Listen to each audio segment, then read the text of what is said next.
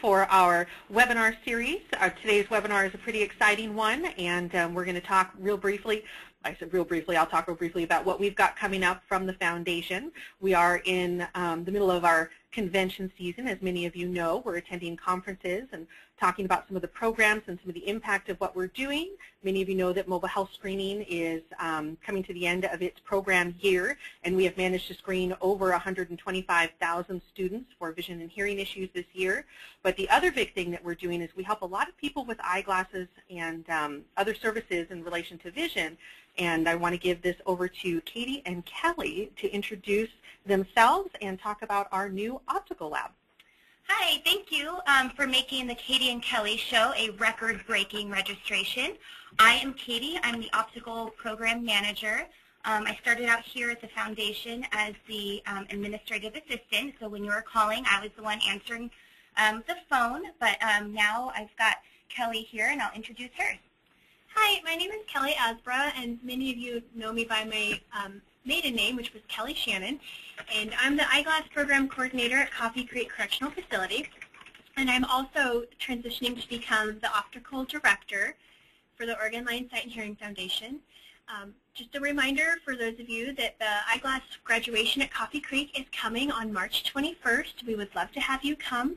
An email was sent out with information. If for some reason you didn't get it, can you please, you can call the foundation at 503-413-7399, and we can give you the background check form so you can come and help us celebrate. So today we're really excited to share with you the foundation's 4-year effort that we have going into the LEAP Lab. As many of you know, in 2010, the Oregon Health Plan dropped adult eye care. This placed a greater need on Lions and what we do. In 2011, House Bill 2312 was passed to help Lions help others. We were really excited, as most people were, about House Bill 2312, but as we kind of started rolling it out, we realized that there had to be a better way to help what we could do and give people personalized eyewear made specifically for them. In 2012, the Oregon Lions Sight and Hearing Foundation took over the hotline, and about 8,000 calls come in annually, and out of those 8,000 calls, 80% of people are calling because they need eyeglasses. Then in 2013, something really exciting happened. The VSP vouchers came. I'm sure many of you remember that. It was a helpful solution. It was an amazing solution, but it also ran dry a lot faster than everyone had hoped. By September of 2013, VSP could no longer sustain the vouchers. With this, the foundation started searching for a way to help the Lions keep the promise. We started searching for a way, and we looked at the Lions Sight and Hearing, the Lions Club International Sight First Grant. We started looking at a way that we could make this a sustainable solution for all of the Lions in the state of Oregon. When we applied, Lions Club International was extremely excited about the LEAP Lab idea we had and the potential it has to help everyone in the state of Oregon. And they said they want to see where this can go globally to help everyone around the world. We right now are the only Lions lab in the entire world, and that's happening here in Oregon through the Oregon Lions Sight and Hearing Foundation. We're really excited you're here to learn more about how the LEAP Lab can help your club. Please continue to watch for future Katie and Kelly shows, and please share this information and tell other Lions that aren't here about the efforts and what's happening with the LEAP Lab. We really do feel that the LEAP Lab is going to be something that's going to help countless people and help clubs to be able to help more people. So currently, right now, the foundation is helping sight and hearing chairs throughout the state access some resources that we have available, and I'm just going to talk briefly about 3 of them, one being Vision USA, another New Eyes for the Needy, and LensCrafters Gift of Sight vouchers. First of all, on this next slide here, you will see a little bit of a description about Vision USA. How it works is the sight and hearing chair gets the completed LEAP application from their client, send it to the foundation, and then we approve it here, and then we process the application through Vision USA, and then it's about a week turnaround for the client to get their assigned provider for their free eye exam. And unfortunately, this program is only limited to certain areas. For instance, today alone, I just got an application from a sight and hearing chair for a client that lives in Cannon Beach. And if you see on the next slide here, there's a whole list of all of the areas where Vision USA is available. And as you see there, there's no Cannon Beach on there. The nearest location for a Vision USA provider is unfortunately in Tillamook, which is about an hour away. That is one resource that we're using right now, but as you see, it's very limited. Another resource we have is New Eyes for the Needy, and that is for a pair of free eyeglasses alone. So the client would have to have their prescription already, an exam that they have had in the last year. The Sight and Hearing Chair sends a New Eyes for the Needy application, and it's about a 4-week process. Once the application comes to us and then it gets sent to New Eyes for the Needy on the East Coast, about a month later we receive a New Eyes for the Needy voucher. Since August, it's served about 95 people for a free exam, or for a free pair of eyeglasses. But again, it's only limited to certain providers. As you see in bullet 3, it's only available at Walmart Vision Centers, and those are very rare throughout the state of Oregon. Another program that we use is Gift of Sight. Some of you are familiar with the Lens Crafters voucher. Again, it takes 6 to 8 weeks once the client has applied for them to receive their voucher, and it's for only participating lens crafters. They're not like Walmart, where it's they are a corporation, but Walmart, every single Walmart Vision Center participates, whereas with lens crafters, it's only limited locations, and you can see that on the right side of your screen. So I just want to let you know that a lot of these resources are limited to certain areas, and that's why we're talking about this new exciting lab coming up. Okay. So with the LEAP lab, what we were trying to do is we were trying to find a way. This is our answer to a sustainable solution. Just like with the VSP vouchers, with the programs Katie was just describing, we don't know when those programs could end. They could end tomorrow. It could end in a year. We're not sure. So we wanted to come up with a way to help the Lions to have a sustainable solution. What we want to do is we want to share with you some pictures, and at the end of the pictures, a video to show you actually how we make a pair of eyeglasses, because we find it a pretty fascinating process. So we're going to start, and Katie's going to tell you a bit about some of these pictures that you're going to be seeing. First of all, I just want to answer a question from Susan King, Sight and Hearing Chair. She asked about who are the participating providers in Roseburg, and I'm sure a lot of you may have the same question once you saw the list of provider cities. And at this point, I want to just let you know, too, that it's a very new program that we've been using. We just got this list of where the providers are located by city. We don't know who the provider is until the client applies, until the Sight and Hearing Chair sends us an application. It's an online process after that we do with Vision USA. Once we apply them online, Vision USA assigns them a provider, so they're given a specific one at that point. So unfortunately, Susan, we can't tell you who the provider is in Roseburg that participates with Vision USA. The only way to find out is for you to send your LEAP application here and let me know that you'd like to process them through Vision USA, and then we'll go from there. And Scott Stearley just asked if he could get a copy of this PowerPoint. And what we're going to do is we will email a copy of this PowerPoint to all of the participants so you guys have this. So thanks for that question, Scott. So back to the new LEAP Finishing Lab. A lot of you may be asking, what is a finishing lab? And as you see on your screen there, on the left-hand side, that is a pair of lenses that have not yet been cut into what you see on the right, which would be a pair of assembled lens and frames that you would give the client. So on the next slide here, I'm just going to briefly talk about the steps that it takes to make a pair of eyeglasses. And how it starts is with our lab, the LEAP Finishing Lab, receiving an order from the optical provider that your Sight and Hearing Chair has set up in your service area. The provider sends us the patient's prescription as well as the fitting measurements, which would be the patient's pupillary distance, the distance between the pupils, and their choice of frame. Each provider will have on-site, what you see there is a kit of frames. There's 9 different frames to choose from, each one coming in a different color. There's about 3 frames that are specific to women and 3 specific to men, and then a few that are unisex. So there's quite a variety of frames to choose from. So once we get the order from the provider, it comes to our lab, we order the lenses specific to the person's prescription, or about half the time, depending on whether it's single vision or bifocal. If it's single vision and it's within range, we could possibly have it in stock. So it's a lot quicker process. We can pull them from our inventory and cut the lenses right there. And then, so once we have the lenses in hand, we spot on this next one. You'll see that's me there, spotting a lens. And what you're basically doing is determining where on the lens the patient is supposed to see out of. That's called the optical center.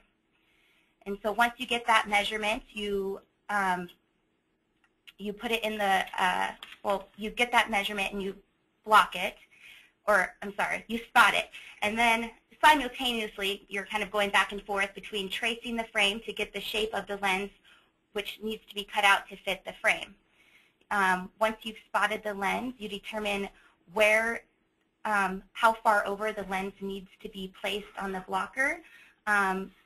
So you know, so basically, it's okay. Take a deep breath. That's okay. We're new to this webinar process and getting us going on explaining some of this. So we're going to take just a brief second, take a deep breath, and go ahead and go back to what we were doing here. Okay. Edging is a really exciting process for us, but we don't want to tell you too much because we don't want you to get bored, but we want you all to become optical nerds like we are. So once you've blocked the lens and you've traced the frame, you place the lens in the edger, which is what cuts the lens down to fit the shape of the frame. And then you can just sit there and watch the cutting happen. And it all seems kind of abstract to you right now, but fortunately, in about a minute, we're going to share with you an actual live video of us cutting a pair of lenses. But these are just still shots right now of a lens being cut. On the left-hand side, it's tracing the shape of the lens. Okay, we've got a question here I wanted to step in. What if the patient already has frames? Or what I really mean is if we get other frames donated, is it possible to use those frames instead? It is something we can look at. If a patient has their own frame, that is a possibility. What sometimes happens when edging is waivers have to be signed for patients that are using their own frame, because a frame can look like it's in really good condition, but the taking out of the lenses and the reinsertion of lenses can actually break frames. It's actually not that delicate of a process as much as one would think it is. So we could do a patient's own frame, which would just save them about $5 on the cost, which that would save the club. At this point, we're not looking at using any donated frames that are recycled or refurbished because our goal is to either use new frames or the patient's own frames. But we definitely can do their frames, but we'll have to have a waiver signed so that they're aware that things can happen during that process. That's a great question, though. Thank you for asking, Katie. We have another question, too. Dr. Trones from Roseburg is asking, what will be your maximum per day pair of lenses? And how many we can cut, Dr. Trones? At this point, we do have 2 edgers. We were fortunate enough to get a brand new Sentinelli edger. We have 2 types of edgers. They're both wet edgers, which you'll see in a minute when we have a video. The new edger can go a little bit faster, and it kind of has a higher capacity. And then we have a refurbished edger because we wanted to save some money. And at this point, I mean, we could probably complete cutting a pair of lenses with spotting and using the lensometer in about 10 minutes, 10 to 15 if it's a pretty simple job. So to finish the finishing process, you'll see here we're taking the cut lens out of the edger and you're placing it into the frame to make sure that it fits. Sometimes the lens might be a little bit too big, so you would have to go back, put it into the edger again and retouch it just to cut it down a little bit. And then you also, safety is a big concern. So you have to put a safety bevel on the ocular side, which would be the side of the lens that is closest to the eyeball. It kind of just softens the edge there so it's not sharp. And then you place the lens back into the frame, and then use a block remover and take the block off of the lens, and repeat the entire process with the left lens. And you have a completed pair of glasses. So we just got a question that says, what is the cost going to be to our club? I'm going to give you our rough idea of what we're trying to do. I can't give you concrete numbers yet because we're still in the process of getting everything set up. So the prices could be a little bit lower than this, and it could be a little bit higher, but our goal is to make a pair of single vision lenses with frame and a case and a cleaning cloth for $30. Our goal on a flat top bifocal, so it would be a lined bifocal, is to do it for $40. And we're also going to offer what they call a 728 trifocal, so it's just a standard lined trifocal for $50. And all of the lenses, all of the frames are going to come with a case and a cloth so that the person that's getting them can properly store them and take care of them and not use, paper towels to clean them with to scratch the lenses. And our lenses are all going to come with a factory hard coating, which means that they're going to be a little bit more durable against scratching. So our goal is to make these really affordable, and like I said, that's our goal right now, but we will know more in the upcoming weeks of the definite price. And the nice thing that's going to happen is we're not going to charge any extra for higher prescriptions. The other day we were dealing with an issue here where someone used the New Eyes for the Needy voucher, which is an amazing program, and they went to their local Walmart, and the person had a higher astigmatism. And honestly, it wasn't even that high. It was in the range of about a -4, which is higher, but it's not as high as many that we've seen. And on the spot, the person was charged an additional $25 above and beyond what the voucher could provide. And the patient paid it, and she was very understanding, but she was just a little taken back because she wasn't aware that there could be additional charges that could occur. And so with the LEAP Lab, we're not going to charge extra for higher prescriptions, which is going to be really, really wonderful. If there's ever really strange cases, it's going to happen when we can talk to the different clubs. But our goal, again, is just to charge every club one set price, so it's just a really simple process. And another question just came up that said, asking about UV coating, and the lenses should have UV coating in them to help that, because obviously we want to help people. We don't want people getting excess UV. We don't want them getting cataracts or other things that happen with that. One of the other questions that we have right now is whether or not we'll be accepted by eyeglass providers or other labs, or will we be thought of as competition? We hope not. Our goal is to work with everybody to make this a real win-win situation. I'm sure that there are going to be some people that at first it might be a little awkward or uncomfortable. Our hope is that if we can help the clubs by making a really affordable pair of eyewear, the clubs are going to be able to help more people. If the clubs can help more people, they can send more people to the doctor to get eye exams, which in turn is going to help the doctor. We are also in the process of contacting New Eyes for the Needy to see if possibly we could help them. So if people do get New Eye vouchers from us or from other social service agency, maybe they can utilize the lab here. So that's our goal. And when we start working with providers, the whole process with this is, like we said, we want this to be a win-win. We also want to work with the providers to make the process as easy as possible. That's why we selected 9 frames, and they're in a really nice case that they can be easily stored.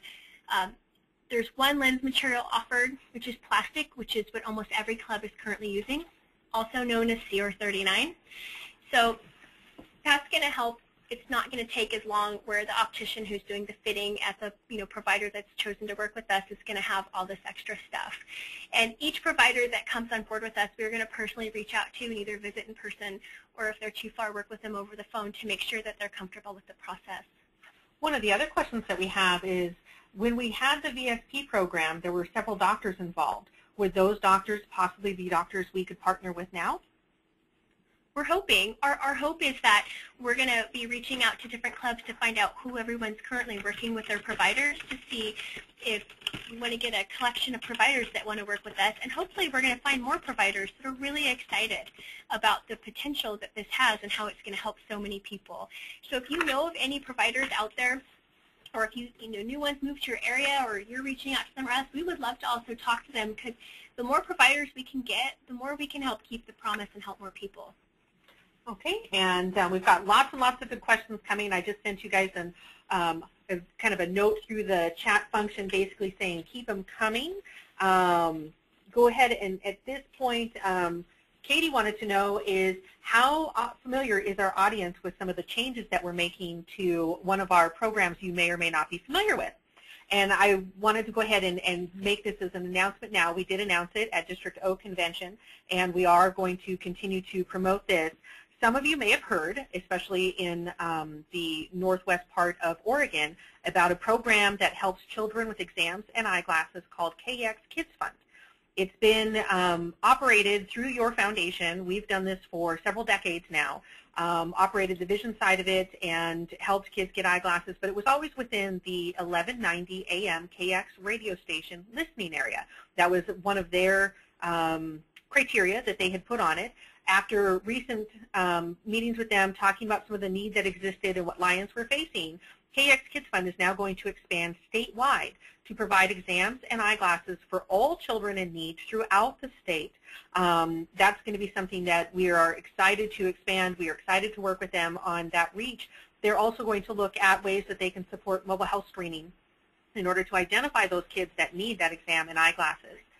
So we've got a few more questions coming in. If you, as the audience, are comfortable doing that, we're going to answer a few more questions that I'll ask for Katie and Kelly here, and then we're going to talk about a few other things. But I wanted to say some of the questions Clyde was asking, at what point volume-wise are we anticipating that the program may be self-sustaining?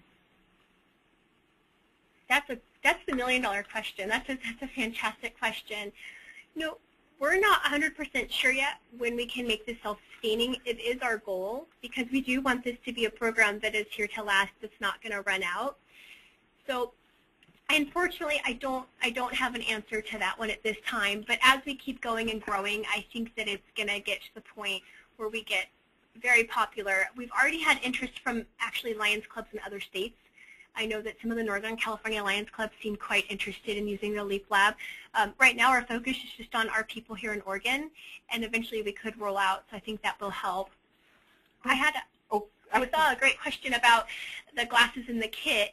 So the glasses that are in the kit will stay there at the doctor's. We have an inventory of those exact frames here, and the glasses, that way they're there. So when the provider places their order, they'll just tell us the name and the color of the frame, and each frame has a tag on it that will tell them the other color that the frame is available in.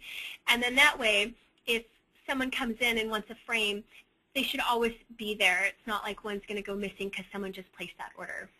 And I just want to answer Susan King's question. She had a great one about the turnaround, the time for how long it takes once we receive the order to get the pair of glasses back to the provider to dispense to the client. And that's a great question. And a lot of these questions are going to be answered in a few minutes after we show the video. We're going to talk specifically about the process of how this works from the point a client applies to them getting the glasses on their face. But I'll just briefly let you know that it just depends on the prescription. If we have the lenses in stock, virtually we can make it within a week and sent back to the provider. Once they've been approved and the glasses have been paid for, they'll go back to the provider and be dispensed to the client within a week. If their prescription is one that we would have to order from our outside lens vendor, that can add some additional time. And of course, if there's problems that happen in the cutting process, but most people should be able to get their glasses between 1 and 3 weeks. What we want to do now is we have a 6-minute video that actually shows the full process because we think it's quite fascinating. And I would like to narrate to you just what's happening, so it kind of puts what Katie was telling you earlier with the pictures into real time, into real life, so that you can see what's happening. So I'm just going to explain to you what's going on this video, and then we'll definitely be answering more questions and tell you more about it. sounds like everyone's as excited as we are, so we're pretty happy about that. Yeah. And I do want to say a lot of you have got questions in there. We are going to answer those as we go along, but we want to go ahead and hit play on this. Are you guys ready? Okay. So what you see here is this is our refurbished machine, and what we have are they're called patternless edgers. So what they do is they trace the frame on the inside, and that tells the machine what size to cut the lens. So what you see happening there is that's a stylus, and it's traveling around the inner groove of the frame. And then it's going to move over to the other eye and trace it to get an accurate measurement. Older edgers were patterned. They were kind of interesting. They almost worked like a key machine where you would take the pattern and then this machine would cut almost like a key where it would just kind of cut down the big lens to make the size of the other. Patternless are definitely pretty amazing in what it can do, and it takes a really nice shape of the lens. So the machine now is done, and we're hitting a button called Data Set. So we're pulling the information from the frame down to the machine, and the machine tells us what the frame PD is, which is a measurement for the frame, and then it's also telling us to input the patient's PD. So there's an order for you, and their PD is 60 millimeters, so we're going to tell the machine 60. We're doing this because we want the center of that lens to be right where the person is looking out, so they don't have any unwanted prism or problems. So we're going to tell our machine, hey, we need this to be 60. And what the machine does is it's telling us, okay, you need to decenter that lens over 4 millimeters. So over here, we're using a blocker, and I'm looking in that little hole, and I'm moving it over 4 millimeters. And I already have my lens in place, and you can see in the tray down there, this is a stock lens because it came in a paper sleeve. And it's been marked with R at the top, so we know it's the right lens. And it's been spotted to where the optical center is of that lens. And now we're blocking it so that that puts a chuck on the lens, which enables us to fit this into the machine so the machine can do its job. So now we've spotted the lens, we've decentered the lens to make sure it's going to be perfect for this specific person. As I said earlier, we have wet edgers. That large thing at the bottom that looks like 2 different shades of copper, it's actually a diamond wheel, and the diamond wheel has little ground up diamonds in it that cut. And on this machine, what happens is once we put the information in, a stylus comes out, and the stylus is going to go around the lens and to make sure that the lens is big enough to cut. Oh, sorry there for that. So the stylus is going to come out, check in the lens to make sure that everything's fine. It's going to go to the other side now. With wet edgers, they cut with water, hence the name wet. Dry edgers are amazing, and maybe one day we're going to get another grant so we can get one of those. But wet edgers also are a little bit quieter, and we're in a small space. Someone earlier asked where the LEAP lab is located. We're actually located in the foundation, and we hope that you can come visit us sometime if you're ever down here. We converted a back area and a closet into this really amazing space, and we hope soon to show you. We might put on Facebook something soon where we do a little virtual tour so you can help us. So what's happening here is the machine is shooting down water in the back, because this is a specific type of lens, it's a polycarb. And it's just rotating this lens around the wheel, and the machine knows what size and shape to cut this lens. And we wanted you to see the process takes a good 10 minutes. We cut some time out so you didn't have to see that. And while this part's edging, we can answer a couple more of your questions. So some of the questions that came in, of course, there's a lot of people asking, how soon can we place orders? And I know you guys will talk about some of that in a little bit. That makes us happy. Yes, it does, because there are a lot of excited individuals. But one question they had is, who do providers contact, or are we going to be reaching out to them, or are we going to reach out to sight and hearing chairs and want them to reach out to providers? How is that going to work? What we're doing is we've contacted 4 sight and hearing chairs. We're slowly starting because we want to make sure that we can work out any kinks, and we're trying to find out who they use, and then we're going to contact the provider that the sight and hearing chair provided so that we can talk to them and get them interested and get them on board. And that way it's a collaboration with the sight and hearing chair and the provider. So one of the other questions was, how long might this process take if somebody gets an examination in Klamath Falls and sends in an order for us for eyeglasses and for us to turn around that order? Do we have an idea of how long that might take at this point? Yes, but real fast. What the lens is doing now sorry, this is where it's exciting for us, is we're putting a bevel on the lens. So the machine has cut it down to the size it needs to be, and so the wheel is moved over to the bevel part of the wheel, and it's just slowly turning, and there's kind of a V there on the wheel, so it's putting that nice bevel which is going to hold it into the frame. To go back to the question, how long is it going to take? As Katie said earlier, our hope is that sometimes when you're dealing with optics, optics is down to the millimeter, and if you do something off by a millimeter or two, it's not in what's called ANSI standards. And we want to make sure that everybody that are getting these glasses have the best pair made that are perfect for them. So barring mistakes happen, our hope is that once we get an order, we can turn it around in 2 weeks. We do sometimes have to order lenses, which take a little bit of time to get to us, and then it's going to take some time to ship out. And our goal too, we're looking at right now, we think we're going to use hard cases, hard clamshell cases, so that when we mail the glasses to places that are further like Klamath Falls, that they're not going to get smushed in the mail. Because we want to make sure that when the person gets them, all the love and care that was put into making them is going to be not ruined by the mail. So what's happening now is it's done. We're taking the lens out and just shaking off the excess water. Katie pointed out earlier about the safety bevel, and this is a safety bevel machine. And what we're doing is we're taking the sharpness off the back. That's called safety bevel. Katie pointed out it's the ocular side. It's the side closest to your eye. Pretty important, because if you don't do that and you get hit in the face by something, you can cut your face, and we don't want that. So we're doing it by hand, and then we feel it to make sure. Our newer edger that we bought also can do that for us, but we still like to double check it and make sure it's perfect. Now what we're doing is we're taking the frame out and we're going to insert that. And you can see, as I said, it's not that delicate of a process. Sometimes you really got to kind of get it in there. You don't want the lens to be too loose because then it can fall out if the frame gets hot, like if someone leaves it in the car. We got the lens in and we're pulling the block off to show you that we got that in there. Normally what we would do at this point is we would then cut the other lens because it feels like a really good fit. So you do that whole process again. And then we do a final inspection, which we didn't show you because we didn't have time. With the final inspection, we put them back in the lensometer and we respot. And then we make sure that it's what the patient's PD should be. With ANSI standards, we have a little bit of wiggle room, but we want to make sure it's perfect.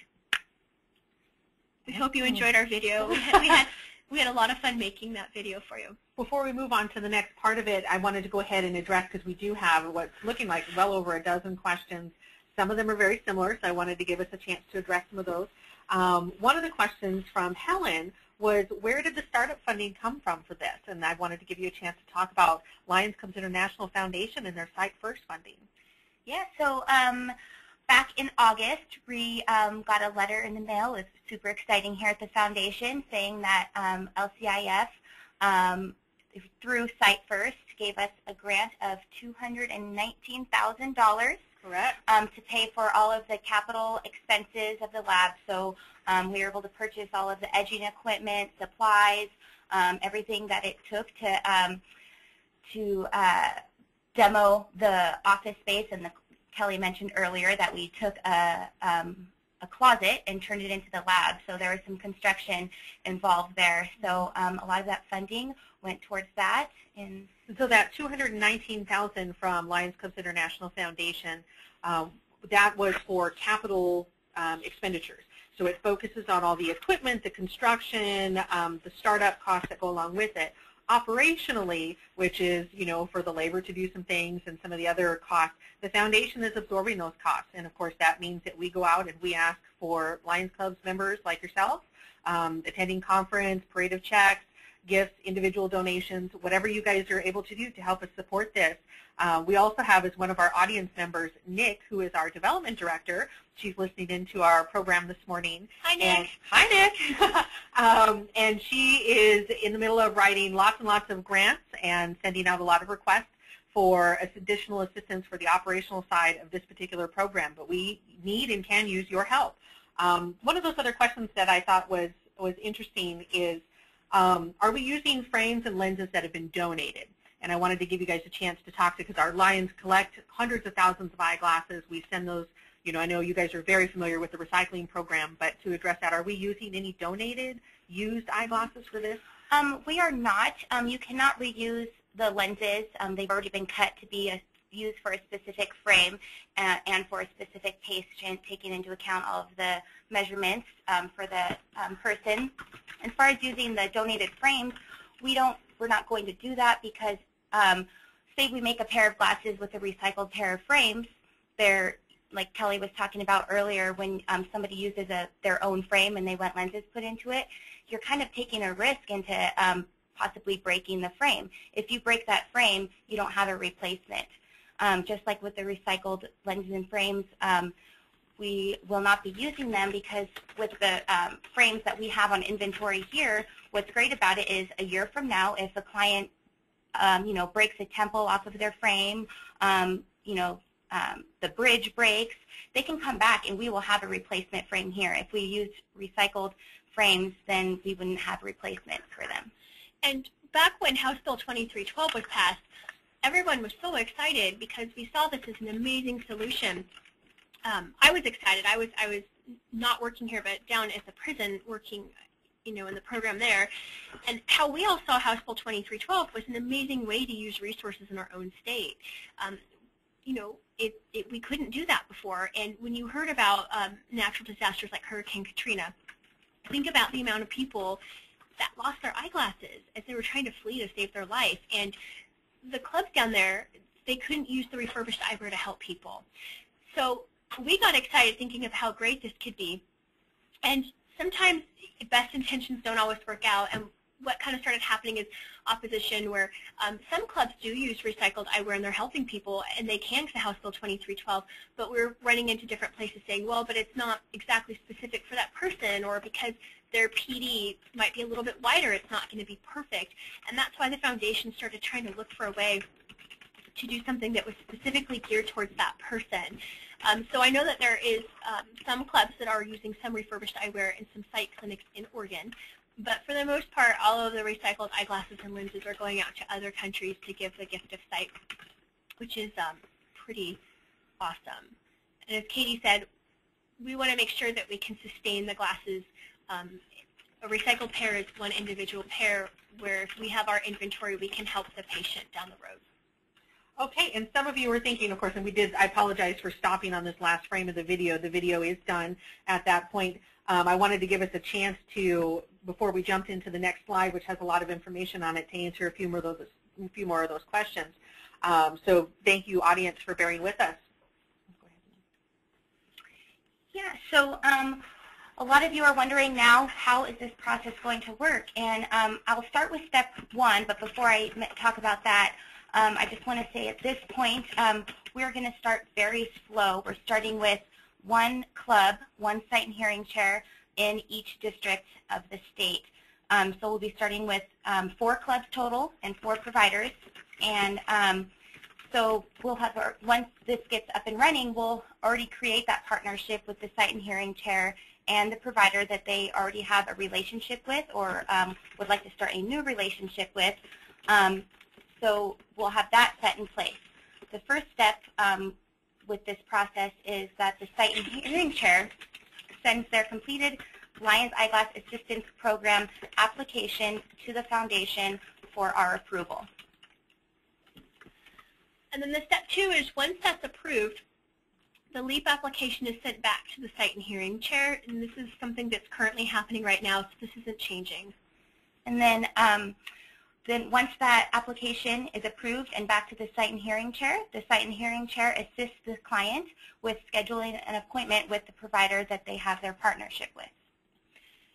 Step 4 is the client's going to have their exam and is fit with the frame of their choice, and then we put a little asterisk there. So remember that if they're working with one of the providers that's working with us, they're going to have the choices of 9 different frames. The company we're using for our frames is called Modern Optical. If the Lions Club and provider are in the Portland metro area, the foundation is also an option to be utilized for the fitting and dispensing of eyeglasses. So that's helpful that the person can just come down here. It's going to help a lot because sometimes Devers, which is right down the hall, does exams for Lions, and the person can come right down here to get the fitting. And I think earlier somebody asked a question about how are the exams being paid for? Is that something that is being negotiated, or is that up to the individual club? And right now, that's up to the individual clubs. Some different clubs have the ability to use things like Vision USA, where there's a provider in their area that works, and that's what they're doing. And that's fantastic if you have that resource. But what we're finding is that the clubs that don't have specific voucher services available in their area, usually those clubs have negotiated out a price with their provider that they've been using. So you'll just keep using your provider and whatever fees you guys have established for the exam. What we're taking the place of, if you want, again, you don't have to go through the LEAP Lab, this is just another tool in your toolbox to help people, is that the cost of the eyewear will go through us, and it will be set and hopefully way more affordable so you can help more people. So as Kelly said, the client will go to their provider for their exam and be fit with the frame of their choice. After that, the provider will send the prescription and order, and the order would include their frame choice, their pupillary distance, and any other measurements that are needed, such as the height of where the bifocal is going to be. All of that order gets sent to the foundation and to the LEAP Lab. Step 6 is that the club is going to pay the LEAP Lab a set price for single vision, blind bifocal, or 728 trifocal.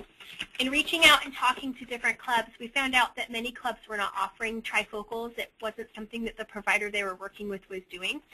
So we're excited to offer that for you.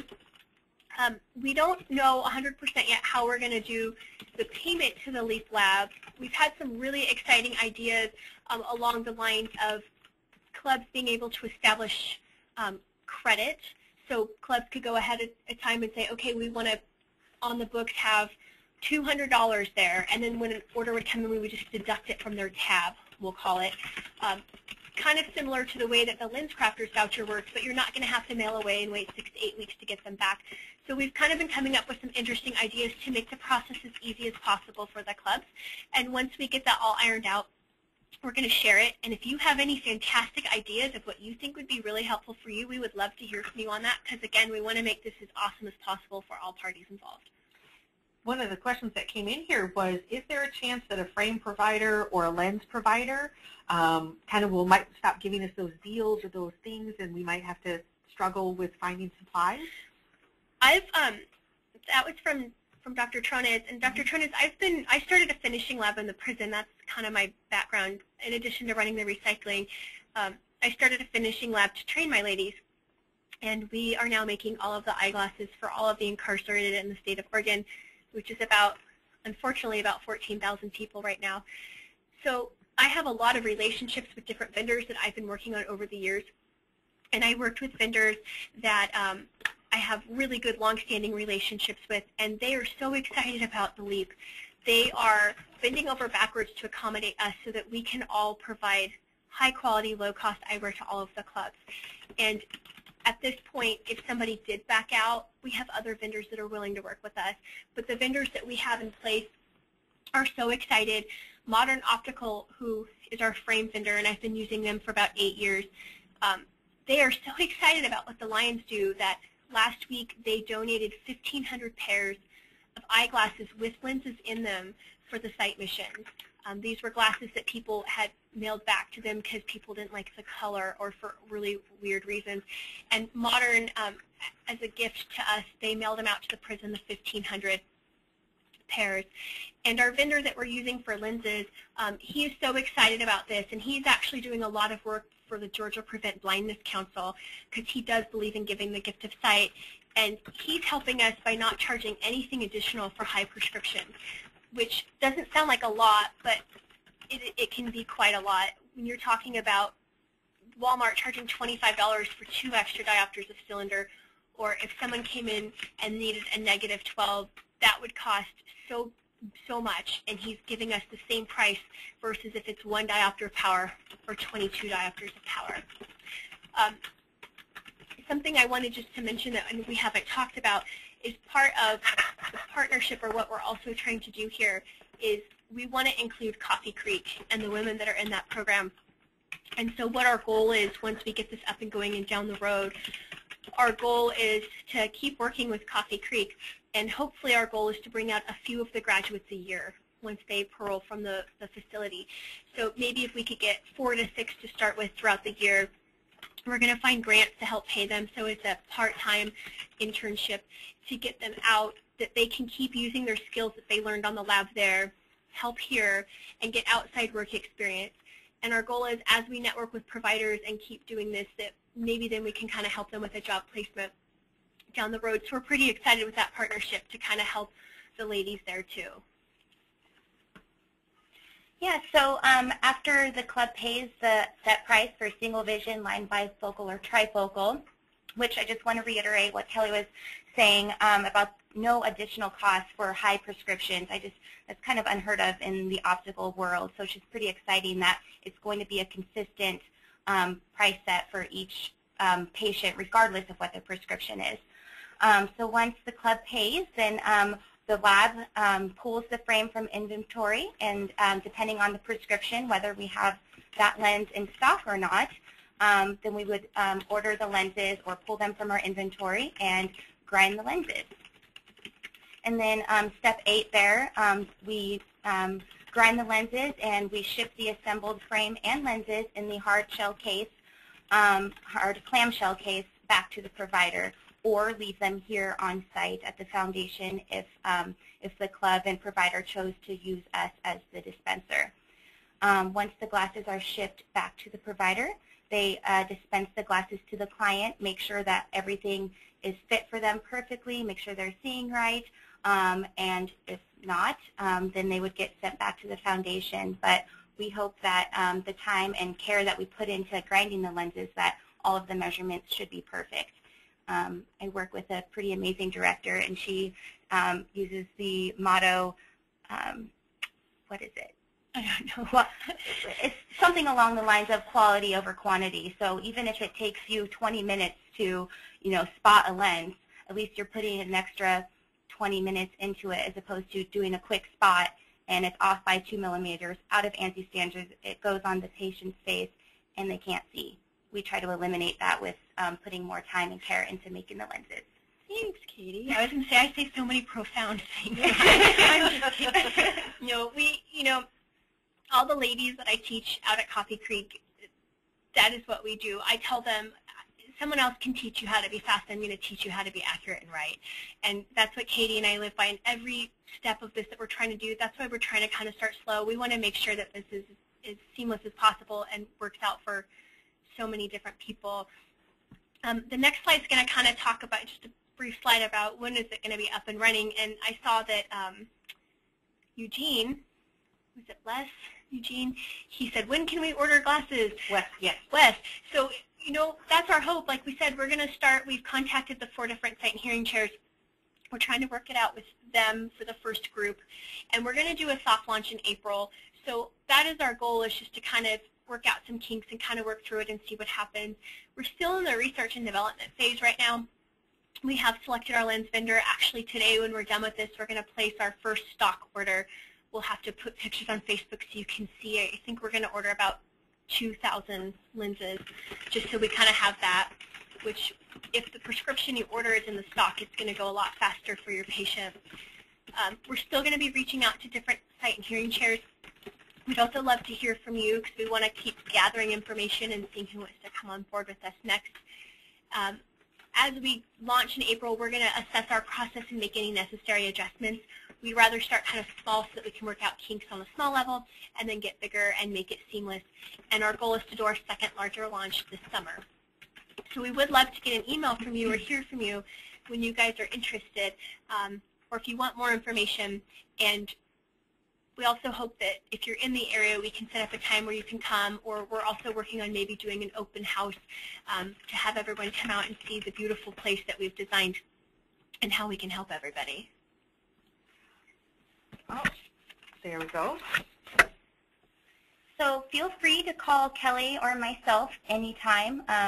The main office line is 503-413-7399, or you can try us by email.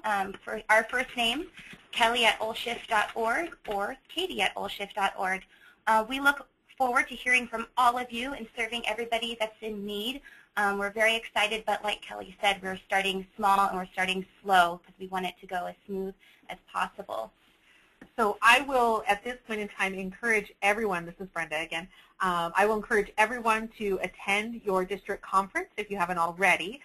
Katie and Kelly will be explaining at some of those events, but more importantly at state convention this May. We will be talking a lot more about this. We'll have a lot of your questions more settled than they currently are. And we're really hoping to get the word out and get your participation, and we love your enthusiasm. So thank you so much for being with us today. And at the state convention, we will also have examples of the kits so you can see them and touch them and try the glasses on. I think we did a really nice job of picking out some really nice frames that appeal to all different age ranges, some colors that I think people will like. When we just were at the convention in Beaverton a week ago, the Beaverton school nurse that did a really amazing presentation prior saw our frames and got so excited and immediately was saying, well, how can you help our, our adult students that are parents? We need to get on board with you. We want to work with you. We're so excited. So she was pretty excited and thought the frames were pretty amazing. All right. Okay. Thank you so much, everybody. I hope everybody has a wonderful day. I appreciate your participating in our webinar process, and hope that we get a chance to have another one of these set up with you very soon. We may do an encore presentation of this one so that you have a chance to either participate again or have more people come on board and listen. And then we'll also, like I said, be sending out an email of this presentation. It's kind of a PDF of the PowerPoint slides that we used. We'll try and post some of those on our website as well. We've had a little bit of kind of just trying to figure out how to archive and make this available to you. We're going to try and do a much better job of that. But again, very excited that you could participate with us today, and thank you so much. Thank you. Thank you.